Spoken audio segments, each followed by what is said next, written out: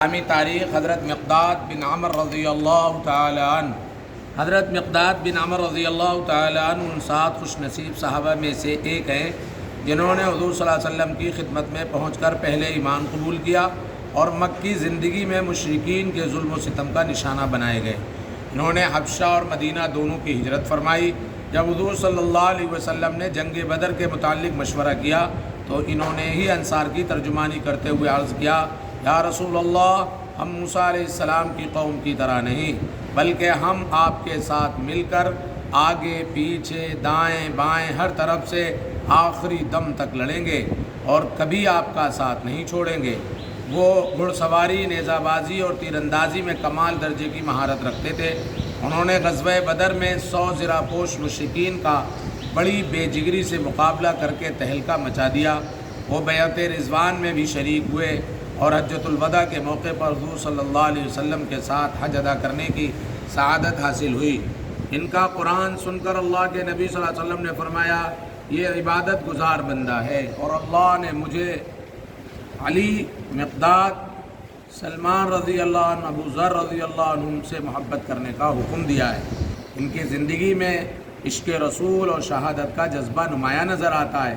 بالآخر 70 سال سے زائد عمر پا کر 33 ہجری میں انتقال فرمایا۔ جنازے کی نماز امیر المؤمنین حضرت عثمان غنی رضی اللہ تعالیٰ عنہ نے پڑھائی اور جنت البقیع میں دفن کیے گئے۔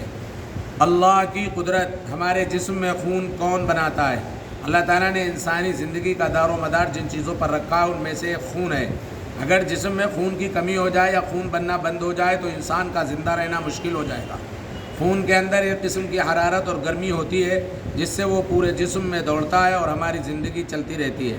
یقیناً یہ اللہ کا بنایا ہوا نظام ہے کہ بے جان چیزوں سے انسان کو حیات بخشنے والا خون بناتا ہے۔ ایک فرض کے بارے میں، جمعہ کی نماز ادا کرنا۔ رسول اللہ صلی اللہ علیہ وسلم نے فرمایا، جمعہ کی نماز جماعت کے ساتھ ادا کرنا ہر مسلمان پر لازم ہے مگر 4 لوگوں پر لازم نہیں۔ نمبر 1 وہ غلام جو کسی کی ملکیت میں ہو، نمبر 2 عورت، نمبر 3 نابالغ بچہ، نمبر 4 بیمار۔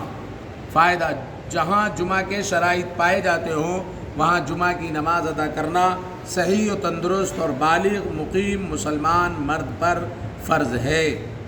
ایک سنت کے بارے میں، سوتے وقت معوذتین پڑھنا۔ رسول اللہ صلی اللہ علیہ وسلم ہر رات جب بستر پر لیٹتے تھے تو دونوں ہاتھوں کو دعا مانگنے کی طرح ملا کر سورہ اخلاص اور معوذتین یعنی قل اعوذ برب الفلق اور قل اعوذ برب الناس پڑھ کر ان پر دم فرماتے، پھر تمام بدن پر سر سے پاؤں تک جہاں جہاں ہاتھ جاتا ہاتھ پھیر لیا کرتے تھے۔ 3 مرتبہ ایسا ہی کرتے تھے، سر سے ابتدا کرتے اور پھر منہ اور بدن کے اگلے حصے پر، پھر بقیہ بدن پر پھیرتے۔